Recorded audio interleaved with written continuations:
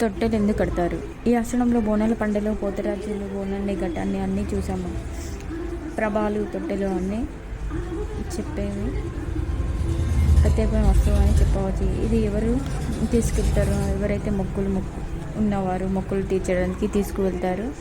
ఏం మొక్కుతారు అసలు అంటే, ఎవరైనా సరే శ్రీమూర్తులు తాను పరిపూర్ణత ఎప్పుడైతే తన ఇళ్ళగా ఉన్నప్పుడు, అమ్మగా ఉన్నప్పుడు, పరిపూర్ణ అయినప్పుడైతే పెళ్ళైన స్త్రీ ఎవరైతే పరిపూర్ణత స్త్రీ కావాలని కోరుకుంటుందో, తల్లి కావాలని, అలా ఎవరికైనా పిల్లలు లేని తల్లులు ఉంటే సంతానం కోసం పిల్లలు కావాలని, లేదా పిల్లలు ఉండి ఏదో ఒక వంకతో పుట్టడం, లేదా పిల్లలు దక్కకపోవడం వల్ల ఆ అమ్మవారికి మొక్కుతారు.